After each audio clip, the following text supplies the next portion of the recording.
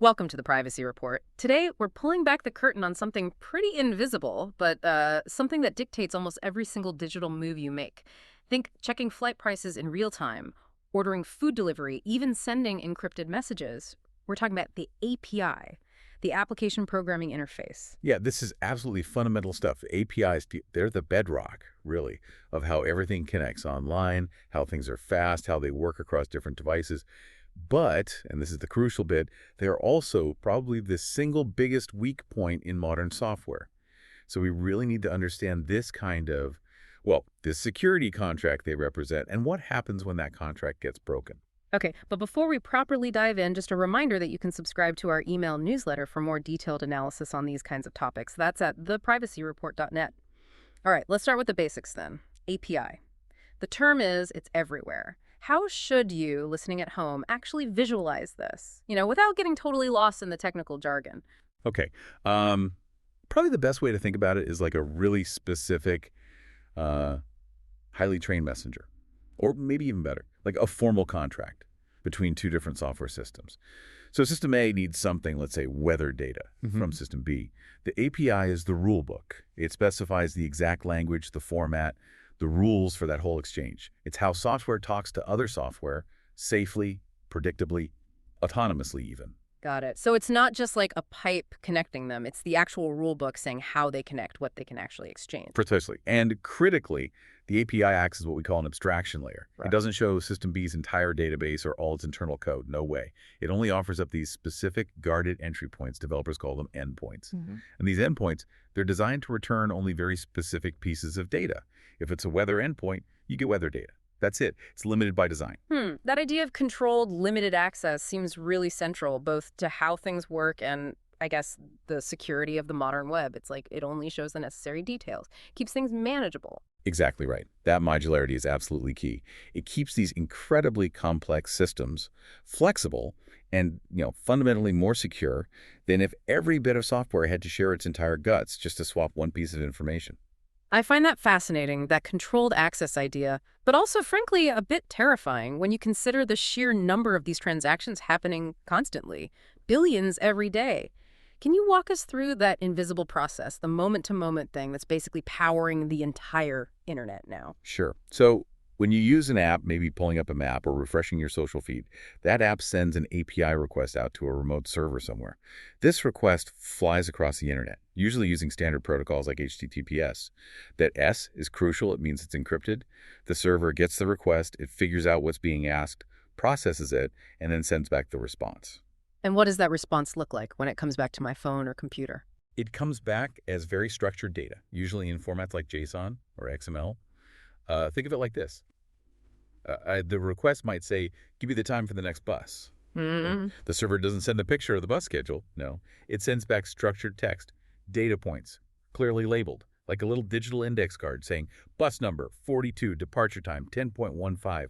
Your app then takes that clear labeled data and displays it as the map pin moving or the countdown timer you actually see. Right. And that ability to exchange really precise, structured info so fast, so reliably, that's why APIs are just indispensable now. Let's spend a moment on the benefits, the sheer scope of what they enable. Well, the first big one is just efficiency. Huh. Developers save massive amounts of time. They can just reuse existing solid services. They don't have to build, say, a whole payment system or figure out complex map software from scratch. They just plug into an API that does it. And that speed, that translates directly into innovation, doesn't it? New platforms, startups, they can quickly add really powerful, complex services. I mean, think how fast platforms integrated things like large language models recently. They could do that because the AI model had an API, not because every single developer suddenly had a supercomputer. Exactly. And then there's scalability. APIs let you separate the front end, the app you touch, from the back end system holding the data. Businesses can manage these parts separately. If the data system needs an upgrade, the app keeps running smoothly.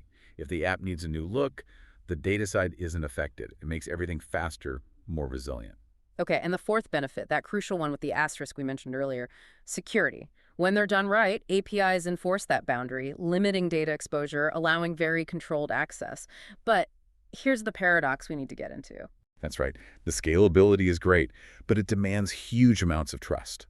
And that's where the security paradox really kicks in. The very openness that makes APIs so powerful, the fact that they are, by design, public entry points, that's exactly what makes them such a prime target for attackers. Hold on. If they're designed as abstraction layers specifically to limit what the outside sees, why are we always reading about huge data breaches caused by some API flaw? Isn't the abstraction failing then? It fails because complexity creates cracks.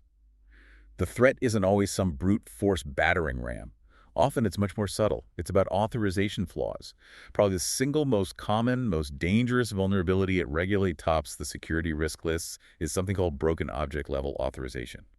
BOA for short. BOA. Okay, walk us through that. Why is it so high stakes? So BLA happens when the API checks that you are a valid user, like, yes, you logged in correctly, but completely fails to check if you are authorized to see that specific piece of data you requested.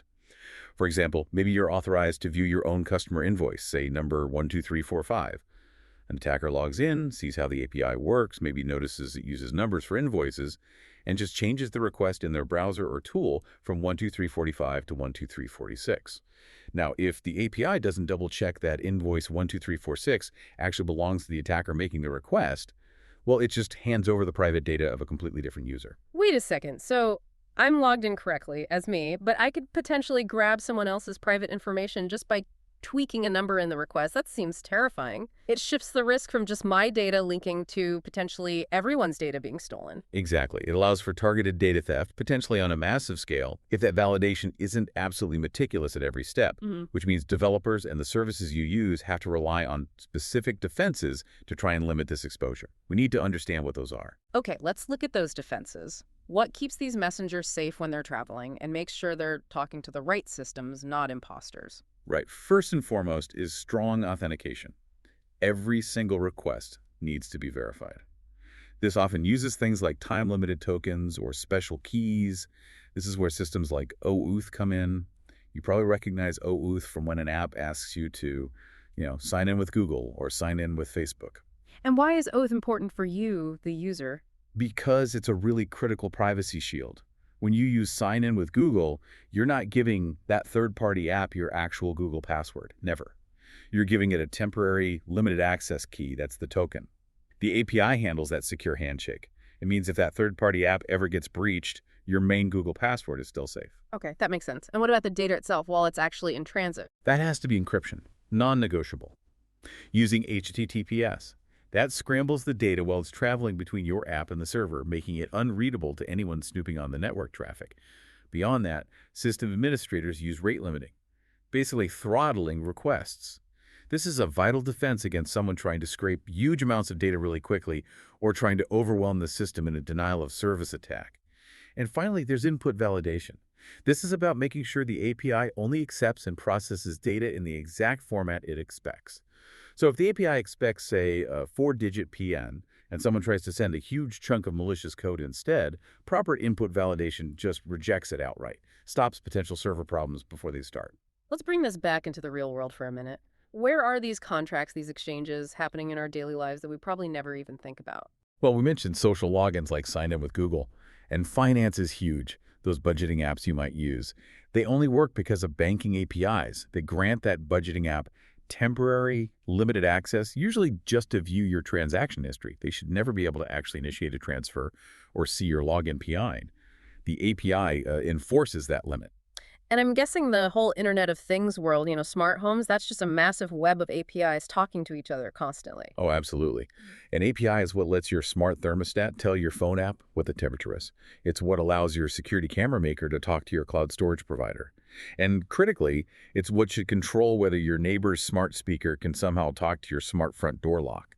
The API defines those boundaries, those permissions. It's also interesting that even people deliberately seeking more privacy, maybe running their own decentralized services like Mastodon or self-hosted things like Nextcloud, they still rely heavily on APIs, right? They absolutely do, and that's kind of the point. Right. APIs are just how software communicates. Full stop. The difference in those self-hosted or privacy-first environments is that the API structure is hopefully designed to give you, the user, much more direct control over the keys, the access rules. You manage the data flow, not some big corporation. Okay, so wrapping this up, What does all this mean for you, the privacy-conscious user? You're not writing code, but you're managing your digital life. The key takeaway seems to be you need to understand who the gatekeepers are. It really is. The main action for you here is accountability. If you use third-party apps, you need to make it a regular habit.